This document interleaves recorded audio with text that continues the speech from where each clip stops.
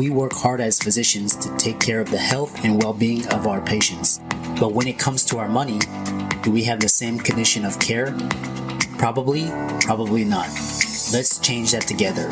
Welcome to the Financial Freedom for Physicians podcast, where we'll fight and advocate for your financial literacy. As always, I'm your host, Dr. Christopher Liu. Thanks for being here. Let's jump into the show.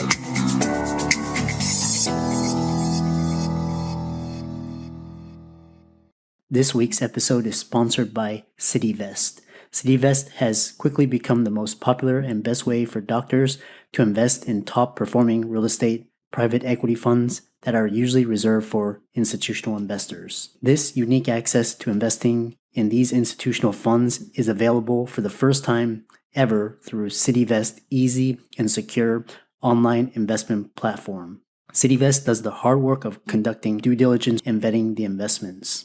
They even get a third-party due diligence report that is posted on their website. As a result of aggregating a several million-dollar investment amount into their access funds, CityVest gains access to investing in the institutional investment and is able to negotiate better investment terms such as a 12% preferred return. You can check them out at cityvest.com or go to the link in the show notes below. Welcome, everybody, to this week's podcast episode for the Financial Freedom for Physicians podcast. I'm your host, Dr. Christopher Liu. And as you know, I talk about 4 pillars of freedom: time, financial, location, emotional freedom.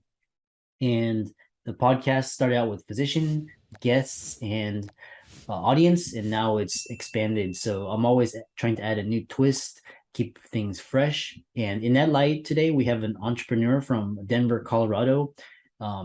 His name is Erin Shine, and he is the CEO and founder of AttainableHome.com. And we're going to talk all about inflation, real estate investing, tied with sustainability. And I'm really excited for this show. So Erin, welcome.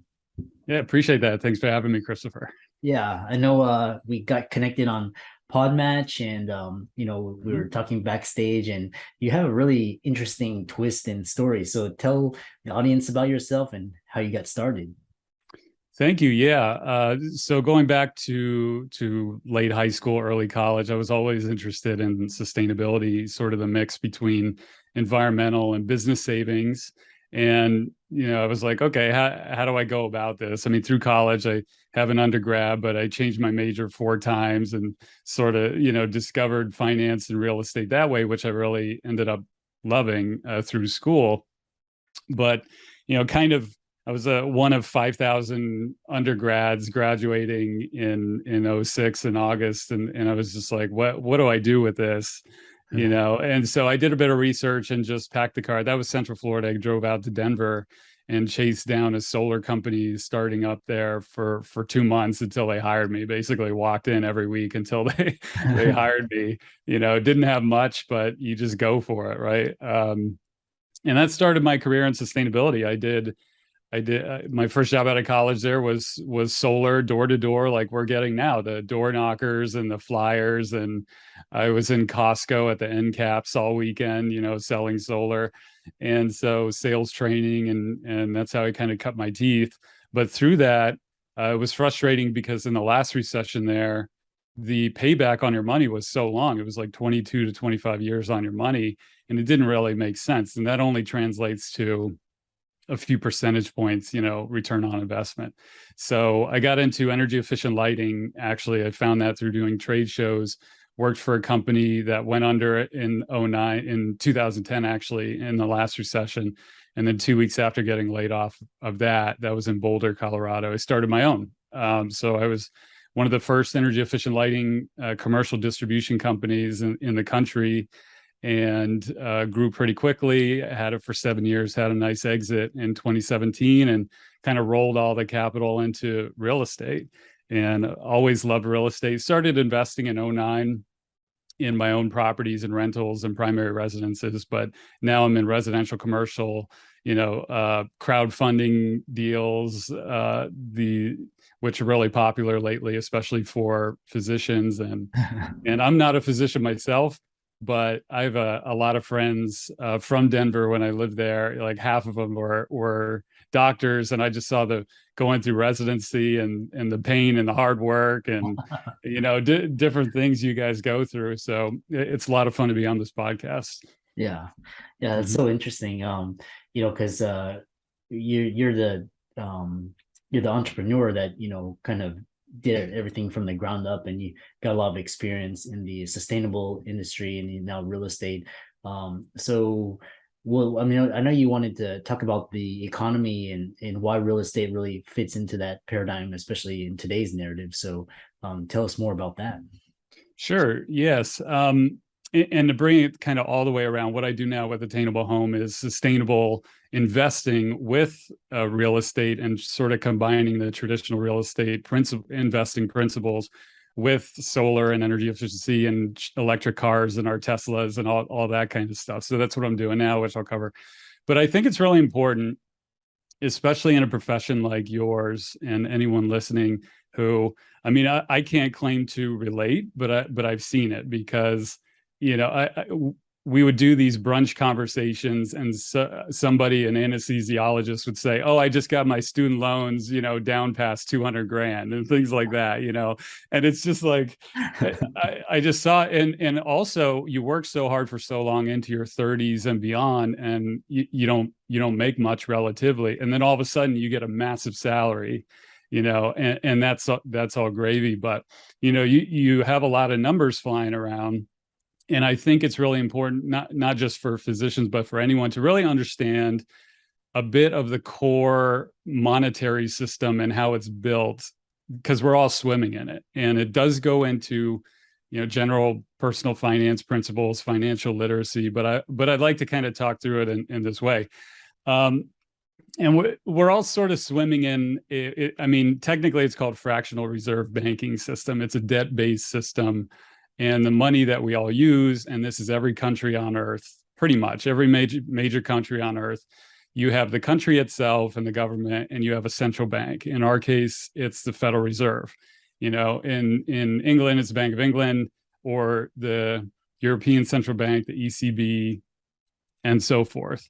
And like a little exercise I like to run through. Let's say you and I, there's 100 podcast bucks between us. We're the full economy, right? $100. And I need a loan at 5%, and I pay you in a year. So I owe you 105 podcast bucks in a year, right?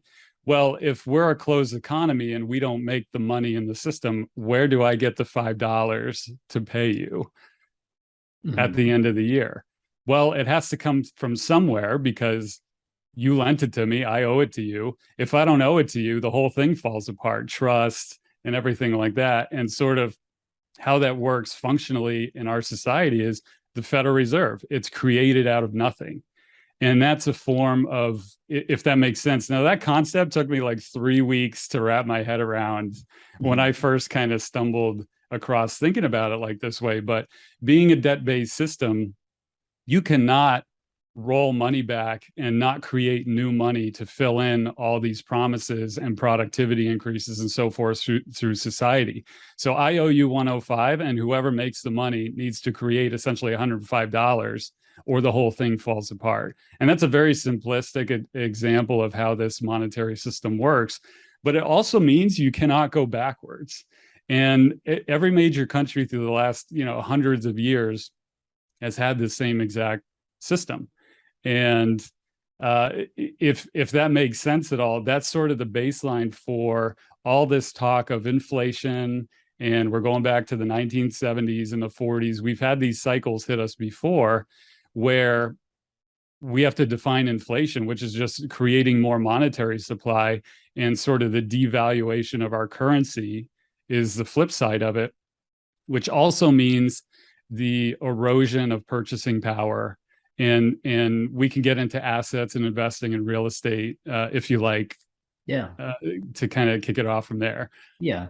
Exactly. Yeah. Go ahead. Yeah. And first too, I mean, I have a couple bills here. I'll just show up to the camera, if that makes sense. These are hyperinflated bills that you can that you can buy on eBay. This is a $50 million Reichsbank mark from 1923, Germany, right? Uh-huh. And it's 100 years old, going back to World War I when Germany owed all these reparations and stuff. And the other one is the Bank of Zimbabwe, which is $100 trillion bill. I think it's like 16 zeros or something on here, but I think it was like $3 on eBay. Yeah. But throughout history, it just shows that different countries hyperinflate their currency into nothing. And so the whole point of even mentioning this is that with investing, it's effectively what we're doing. You must own assets to keep ahead of this. And to essentially, they call it getting out of the rat race or having your money work for you or things along those lines. That's basically what we're doing, because if you own real assets, and we could talk about what those actually are, how to define it, you can stay ahead of this. So it doesn't matter how much money is created, you still own assets and they go up with the inflation and with money creation. Mm-hmm.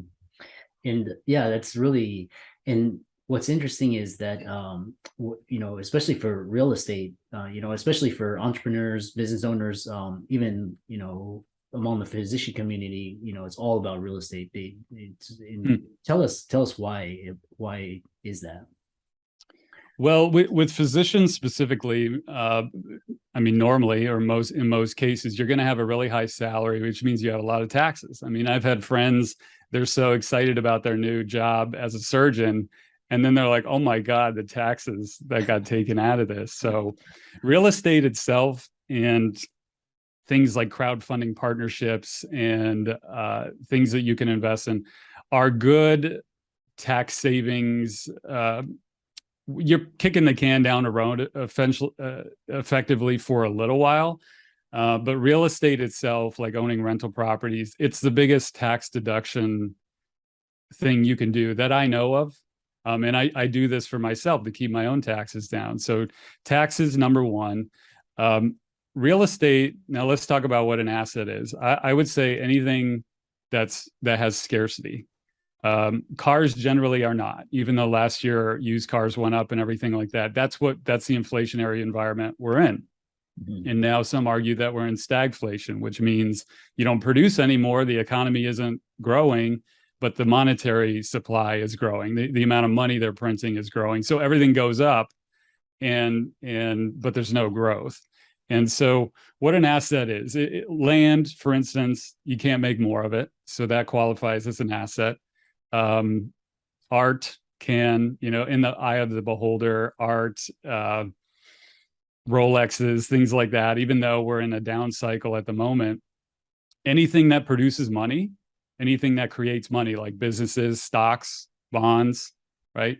Mm-hmm. Real estate, rental income is the same. So real estate covers so much of it. It's an asset. It's scarce. It produces rental income. It's an inflation hedge, which means the more money they print, the houses generally go up. And over the past 120 years or so, real estate has gone up, I think 3.2% or something like that. But look at the last few years, it went up 10 to 20%.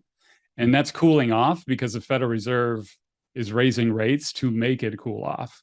They sort of engineer these cycles because inflation's out of control and regular people can't buy houses at these prices. So things are cooling off in part for those reasons. Yeah. And then, it's so interesting. And, a lot of, especially physicians, they love real estate because it's something tangible, so they can see it and hold it. And, in art too, I see why especially in times of crises, people hold things that are of value. What's interesting is that you have this sustainability piece, and then you tied into sustainable real estate investing, which is really fascinating. And I'd like to hear more about that, and as well as the audience. Thanks. Yeah. 3 years ago, I started Attainable Home. And after investing in commercial and residential, it was basically you have an exit, much like physicians, you normally have a bunch of capital left over. And it's like, what do you do with it? And so one, it's not lose it, general personal finance principles. It's one thing I wanted to say too, it's not what you make, it's what you keep. So Mhm. always just make sure, be really careful about keeping up with the Joneses and things like that. I know I'm backtracking a little bit, but anyway, so with the sustainability, I've been in this industry my whole career, and everyone's talking about net zero and ESG and green this and Tesla that. And I really wanted to combine traditional real estate investing principles with an easier way to do an actual net zero house. And a net zero house means a home that can produce as much energy as it uses. And I wanted to see if I could roll in the powering the Tesla with it. I have a Model 3 or any electric car. So Attainable Home, the concept is one, doing energy efficiency, and then doing typically solar as a last case, and sort of calculating all the way through your energy needs for the year, and then zeroing out your entire energy bill through that, and also sticking to home value increase from the savings you're getting on the utility bill, and then Mhm. perceived value. And otherwise, what I found, the ROI from doing sustainability stuff is actually higher than your typical real estate investing ROI. So you're tacking on higher increases to you're increasing not only your nominal rate of return, but your percentage as well, if that makes sense. Yeah, that's interesting. So you're adding more value, and then you're also being more environmentally friendly, and at the same time, cutting your costs and in your energy bills. Mm-hmm. What's interesting is that you approach the uh, renewable energy world with the real estate investing principles, and how do you approach that in terms of a overall macro perspective? In terms of combining sustainability or just the real estate, combining all of it? Yes. Yeah, yeah. Yes. Mhm. Thanks. Sorry. Yeah. Um, well, with solar, for instance, studies are showing that 3 to 4% home value increase comes from owning the system, not renting it, not leasing it. And so if you can increase the home value by adding solar, Yeah. um, and with the macro picture and inflation and everything, there's kind of two parts of it. There's the capital increase part, capital gains, and then also the amount that it produces monthly or yearly or whatever. So what you're doing with efficiency and solar on these homes that I find is you're basically eliminating your energy bill, like $100, $200, $300 a month, or sometimes much more if you have a bigger house, with no more gas. And so you get the effective cash flow, which in my case is anywhere. I'm in Florida now, but the last two houses I did for myself, anywhere from 12 to 20% ROI, yearly cash flow on the money you spend for efficiency and solar. And so you have the yearly sort of, it's like a bond or a dividend payment, but then you also increase the equity on your house. So run your typical investing real estate calculators, and then just tack on the efficiency and value increase from sustainability. Another way to put this too is, we all have energy bills in our home. And Yeah. if you can do this, you're extracting more savings out of things that are already sitting there, because you're just paying the bill without even thinking much of it. And a lot of homes can go net zero these days, especially with how good the tech is now and how low the prices have gotten on these things. Yeah. Man, that's so fascinating to talk to you, and really interesting how you combine very new principles to existing industries. After and you mentioned you sold your business in 2016 or 2017, and you did a lot of traveling, and sounds like you're Mm-hmm. doing a lot of personal work. What are some of the key lessons that you learned?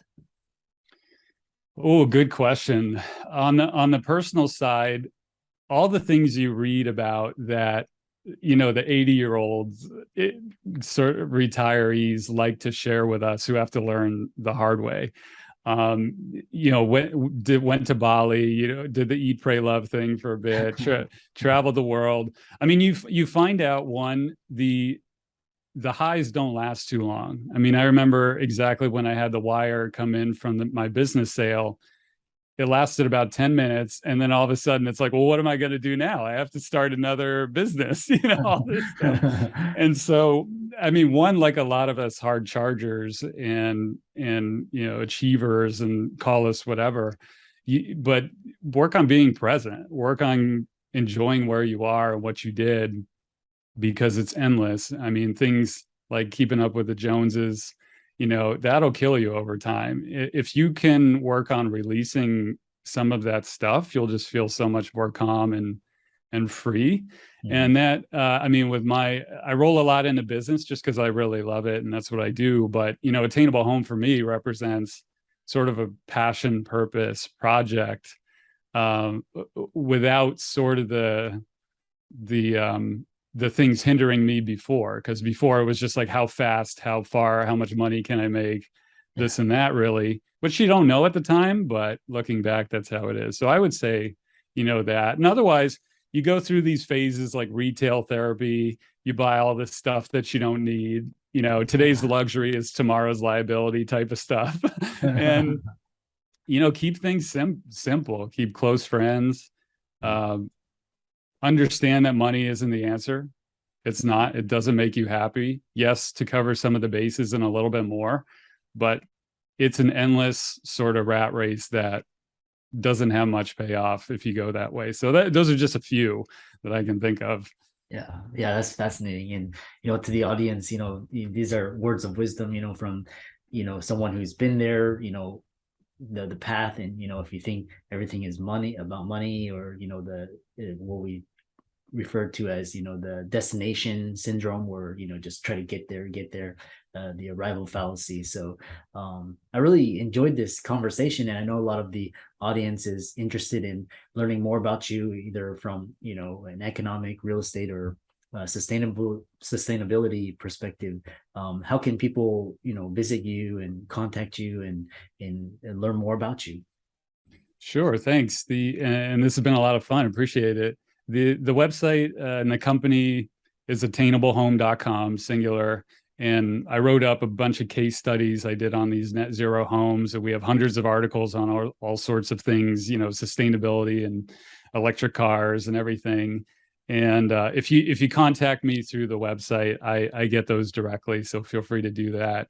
And then we've got ebooks. I mean, especially if you have a bigger house, you can download this guide from the homepage there, and it's like 40 things that people can do for their own homes to lower their energy bill. And if you have a bigger home, you're talking hundreds of dollars per month.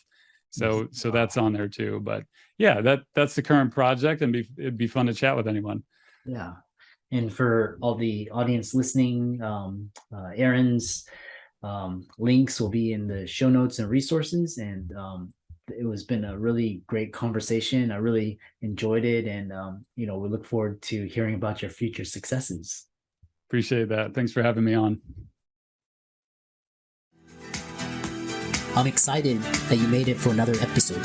You are truly the best. If you've been following the show for a while, you know that my passion is to bring you the education you need to find your path to financial freedom. Please come back week after week for new content, new resources, and great guests. Until then, if you haven't already, please be sure to check out the website, www.drchrislumdphd.com, for more support. I'll see you next week.